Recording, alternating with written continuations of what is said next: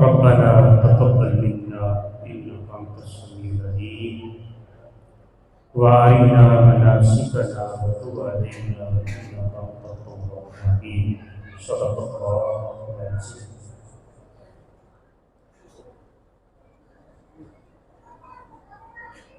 یہ کلمات حضرت ابراہیم علیہ السلام کے ہیں کہ حضرت ابراہیم علیہ السلام نے جب دعا مانگی نا، آدم علیہ السلام سے لے کے اینڈ تک ایک ہی بات تمام نبی تبلیغ کرتے رہے کہ ایک آخر الزمان نبی آئیں گے جن کا نام احمد ہوگا، اور اللہ نبی یہ دعا کرتے آئے کہ باری تعالیٰ ہمیں اس نبی کی امت ہونا نصیب کر۔ عیسیٰ علیہ السلام دوبارہ آئیں گے دنیا میں تو وہ بھی امتی بن کر آئیں گے، نبی بن کر نہیں آئیں گے۔ کتنی بڑی بات ہے۔ تو آپ خانہ کعبہ تعمیر کرتے ہیں، حضرت ابراہیم علیہ السلام خانہ کعبہ تعمیر ہوتا ہے تو آپ مزدوری لیتے ہیں، مزدوری مانگتے ہیں۔ مزدوری کیا مانگتے ہیں کہ اے مولا میں نے تیرا گھر بنایا ہے تو مجھے مزدوری کے طور پہ محمد کا دادا ہونا نصیب کر۔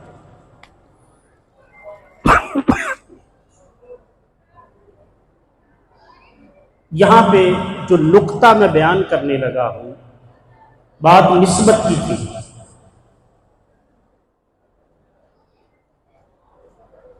آپ جس پتھر پر آسمان سے پتھر آیا تھا، گو نہیں ہوتی تھی، آج کے مزدور گو بناتے ہیں، کبھی اونچی ہوگی کبھی نیچی ہوگی۔ کعبہ کی تعمیر ہو رہی ہے، کعبے کی تعمیر ہو رہی ہے۔ حضرت ابراہیم علیہ السلام مستری ہیں، حضرت اسماعیل علیہ السلام مزدوری کا کام کر رہے ہیں۔ کعبہ بن رہا ہے، اللہ کا گھر تعمیر ہو رہا ہے، مزدوری کی بات آئی تو عرض کرتے ہیں باری تعالیٰ میں چاہتا یہ ہوں کہ محمد کا دادا بنوں۔ اللہ اللہ اللہ اللہ اللہ، کتنی بڑی سعادت کی بات ہوگی۔ اب نقطہ یہ ہے، جب دعا کی آپ کے قدموں کے نیچے ایک پتھر تھا، قدموں کے نیچے ایک پتھر تھا، جب دعا کی مصطفیٰ کی نسبت سے دعا مانگی تو وہ آپ کے قدم اس پتھر پر لگ گئے۔ آج بھی وہ پتھر کعبے کے اندر موجود ہے۔ حاجی حج کرنے جاتے ہیں، کہتے ہیں کعبے کا طواف کرو، 7 چکر پورے کرو۔ 7 چکر پورے کرنے کے بعد اس جگہ پر جہاں ابراہیم کے قدم لگے ہیں، من مقام ابراہیم مصلی، وہاں پر سجدہ کرنا واجب ہے۔ اگر وہاں سجدہ نہیں کرو گے تو تمہارا طواف قبول نہیں ہوگا۔ میری بات سیکھ رہا ہو، خود بھی دیکھ لیا کرو کچھ تم لوگ، تمہارا سجدہ قبول نہیں ہوگا، طواف قبول نہیں ہوگا۔ یار بتاؤ، ابراہیم علیہ السلام ساری چلتے رہے ہوں گے تو وہاں کتنی جگہ پہ ان کے قدم لگے ہوں، ہر جگہ کو مصلی نہیں بنایا، نسبت آ گئی مصطفیٰ سے، مصطفیٰ سے نسبت آ گئی۔ وہ پتھر آج بھی کعبے کے اندر موجود ہے۔ کعبے کے اندر غور کریں نا، ایک شیشے کا گلاس، شیشے کا ہے، اس کے اندر آج بھی پڑے وہ پتھر، اور آپ کے قدم آج بھی، پتھر نرم ہو گیا، پتھر نرم ہو گیا۔ یہ کیا ہے؟ یہ نسبت ہے۔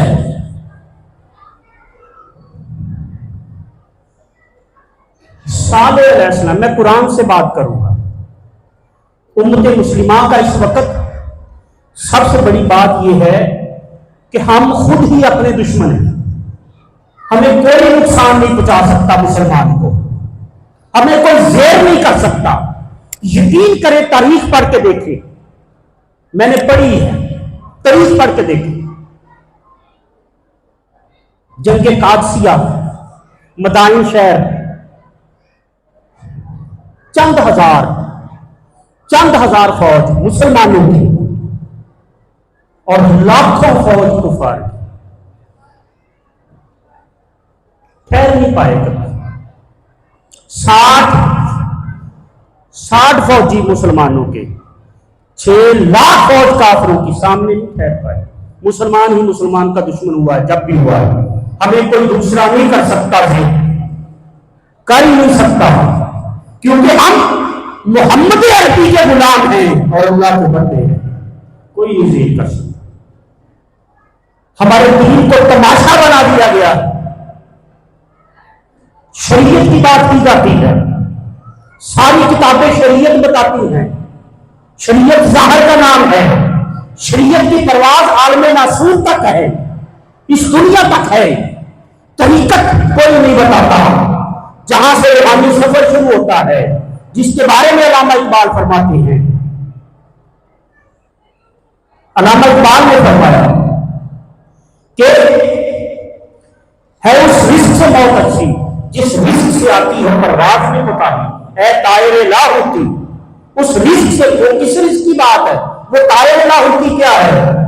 طریقت کی بات نہیں بتائی جاتی، فتنے کی بات کی جاتی ہے.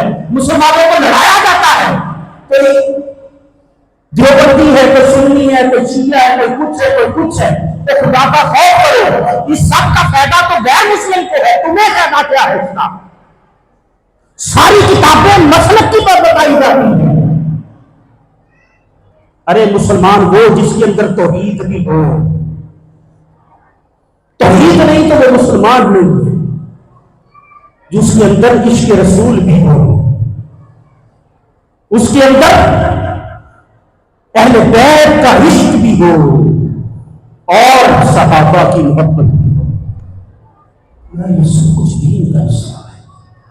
صالح علیہ السلام کی اونٹنی،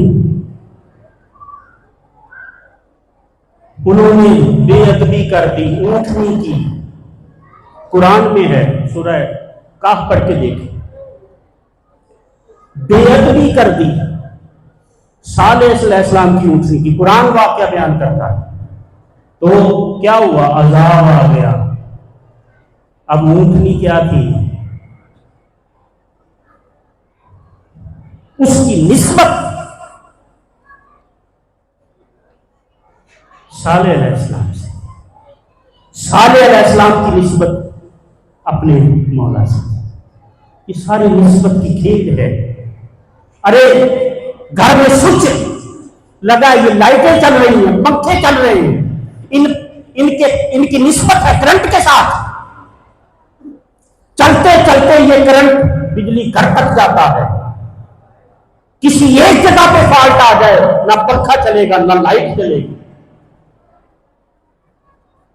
حضرت عمر فاروق رضی اللہ تعالیٰ عنہ مسجد میں صفائی کر رہے ہیں، جسم پہ چادر نہیں تھی، تہمت مبارک باندھی ہوئی تھی، جسم پہ چادر نہیں تھی، صفائی کر رہے ہیں. پوچھا کسی نے، حضور یہ کیا بات ہے؟ کہا کہ حضور نے فرمایا ہے مسجد کی مٹی جسم کی جس جگہ پر لگ جائے گی وہاں دوزخ کی آگ حرام ہے. میں چاہتا ہوں سارے جسم پہ لگ جائے. عمل تو پلے کوئی نہیں ہے. کون کہہ رہے ہیں؟ حضرت عمر فاروق کہہ رہے ہیں عمل تو پلے کوئی نہیں ہے. اسی صدقے سے بخشے جائیں گے. یار سوچنے والی بات ہے. مٹی تو مٹی ہے. اس مٹی کو کیا ہوا کہ وہ مٹی عمر کے بدن پہ لگے تو عمر کو شفا مل رہی ہے رضی اللہ تعالیٰ عنہ. کیونکہ اس کی نسبت مسجد سے ہو گئی ہے، اللہ کے گھر سے ہو گئی ہے، مسجد سے ہو گئی ہے. اور یاد رکھ لیں، قلوب المؤمنین عرش اللہ تعالی. مومن کا دل عرش الہی ہے، مومن کا دل عرش الہی ہے۔ اس دل کی نسبت اس رب سے ہے۔ دل دریا سمندروں ڈوبے تے کون دلا دیا جانے ہوں، وچے گیڑے وچے بیڑے وچے ود مہارے ہوں، 14 طبق دل کے اندر تمبو وانگ تانے ہوں۔ یہ لوگ ہیں طریقت والے، 14 طبق، 7 زمین 7 آسمان، تمبو وانگ تانے، تمبو کی طرح ہے، اندر جانا پڑے گا۔ جو دل کا محرم ہو باہو سوئے رب پچھانے ہوں، اسی کو رب ملے گا جو دل کا محرم ہوگا۔ اس لیے کامل پیر و مرشد پہلے دن بیٹھ کرتے کہتے ہیں یہ آنکھیں بند کر دو، ظاہر کی آنکھیں بند کر دو، بند کرواتے ہیں نا آنکھیں، بند کر دو، یہ آنکھیں کچھ نہیں دیکھ سکتی، اندر کی آنکھ کھولو، ظاہر کی آنکھیں کچھ نہیں دیکھ سکتی۔ تو یار یہ سارے کا سارا نظام نسبت سے ہے۔ نبی کریم صلی اللہ علیہ وسلم معراج پہ گئے، جب بارگاہ الہی میں پہنچے، سدرۃ المنتہا سے آگے وقاب قوسین او ادنی، عرش الہی پہ پہنچے۔ اب عرش الہی پہ پہنچے، جوتی اتارنا چاہیے، جوتی اتارنا چاہیے، عرش کانپنا شروع ہو گیا، سب جگہ پہ سب مسالت والے لوگ مانتے ہیں۔ نقطہ کیا ہے، بات کیا ہے بیچ میں؟ عرش حضور کے نالین کی قیمت جانتا تھا، عرش حضور کے نالین کی قیمت جانتا تھا۔ اللہ رب العزت نے فرمایا مصطفیٰ جوتی نہ اتارنا، میرا عرش جاتا ہے، جوتیوں سمیٹتا ہو میرے عرش۔ حضور کے نالین کی نسبت عرش سے ہوتی ہے، تم عرش کو بھی 4 چاند لگ رہے ہیں، نسبت کی بات نہیں ہے، تو جوتی نا، اس جوتی کی نسبت۔ اب میں قرآن سے ایک بیان کرتا ہوں۔ سامری جادوگر جب موسیٰ علیہ السلام کوہ طور پہ گئے نا، تو پیچھے سے لوگوں نے ایک بچڑا بنایا، اس بچڑے کو پوجنا شروع کر دیا۔ انسان بھولتا بڑی جلدی ہے، ہم بھی کبھی کسی کو پوجتے ہیں، ہم کہتے ہیں نا ہم اللہ کو پوجتے ہیں، شاید اللہ کو ہم 1 منٹ کے لیے بھی نہیں پوجتے۔ حقیقت یہ ہے اس کو نہیں پوجتے ہم، اگر اس کو پوجا جائے تو وہ قرآن میں ارشاد فرماتا ہے اجیب دعوت الداعی اذا دعان فلیستجیبوا لی ولیؤمنوا بی لعلہم یرشدون۔ جب کوئی پکارنے والا مجھے پکارتا ہے تو میں اس کی پکار کی جواب دیتا ہوں۔ قرآن ہے، ہمیں کیوں نہیں آتا؟ کیونکہ ہم اس کو پکارتے ہی نہیں۔ اجیب دعوت الداعی اذا دعان فلیستجیبوا لی، جب کوئی پکارنے والا پکارتا ہے تو میں اس کا جواب دیتا ہوں۔ پہچان نہیں ہے، معرفت نہیں ہے، طریقت کا کسی نے سبق نہیں پڑھایا، معرفت کا کسی نے سبق نہیں دیا، حقیقت کا کسی نے سبق نہیں دیا۔ شریعت کے سارے رولے ہیں اور شریعت خوش دریا ہے۔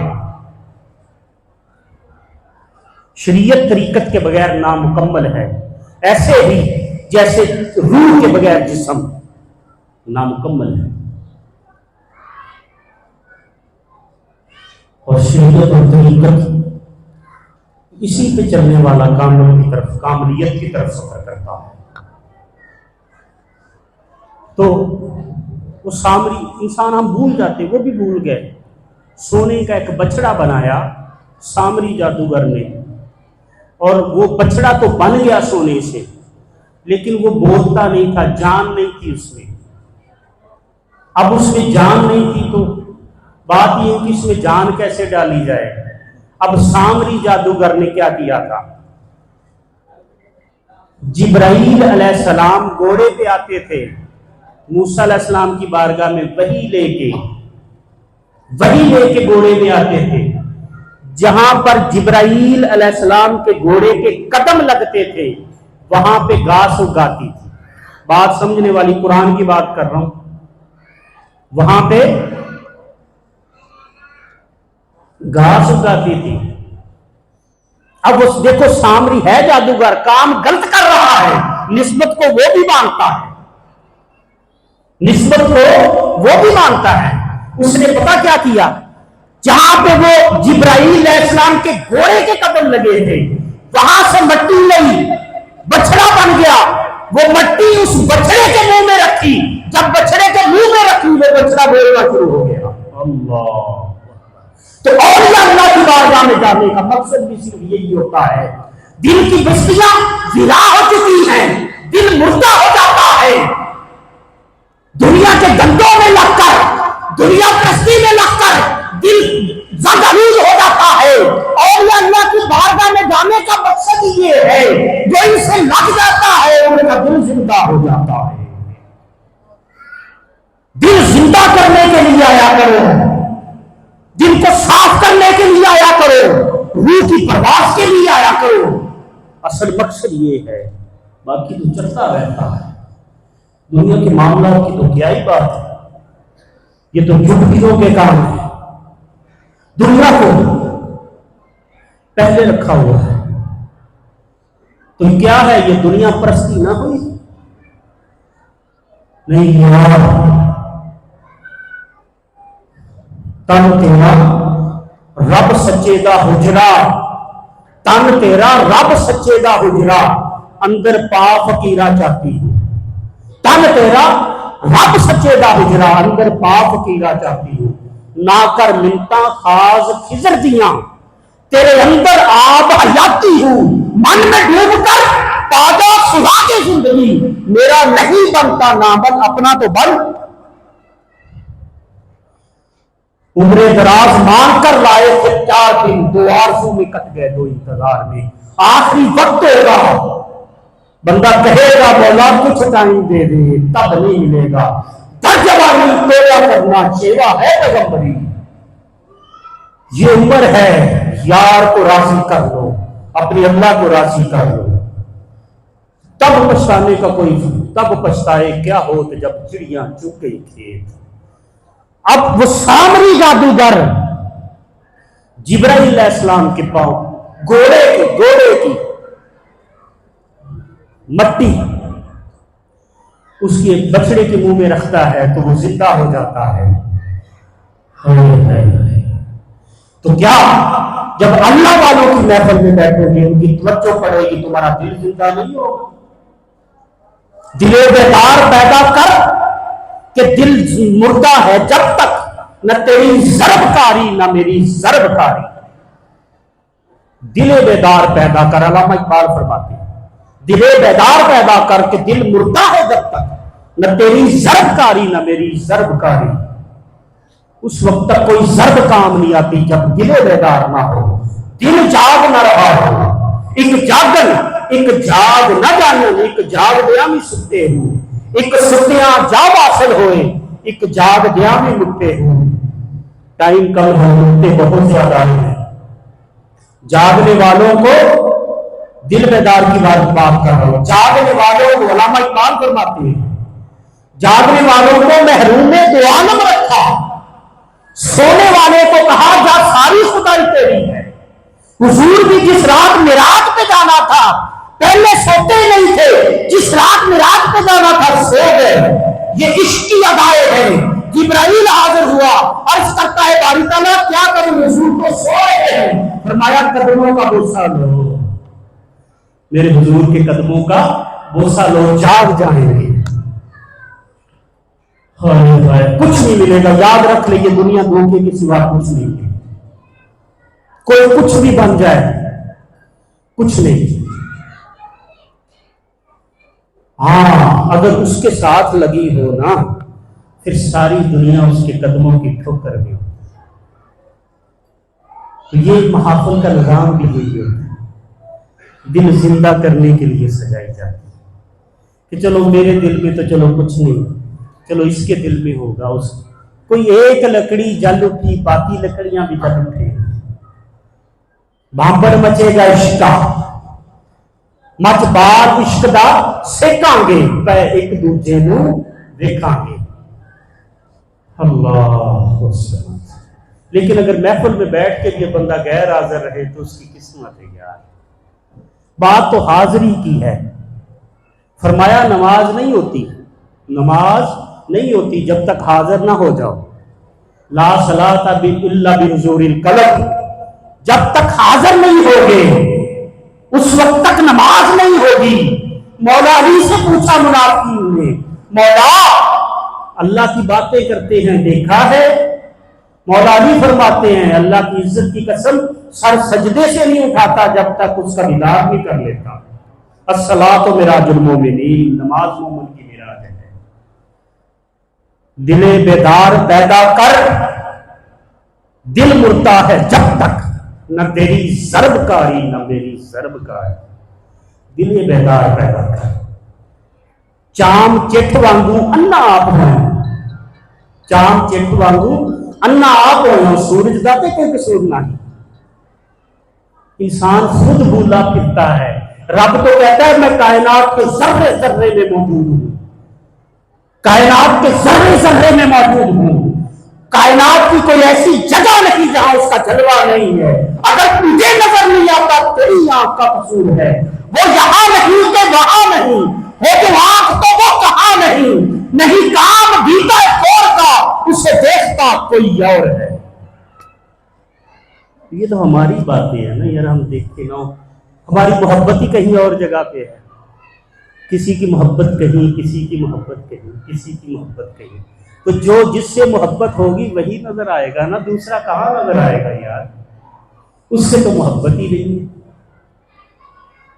اللہ رب العزت سب کا آنا جانا دونوں نزدیک سے آئے ہیں. مولا آپ کا آنا قبول فرمائے، آپ کے گھروں پہ رحمت فرمائے، برکت فرمائے، آسانیاں پیدا فرمائے.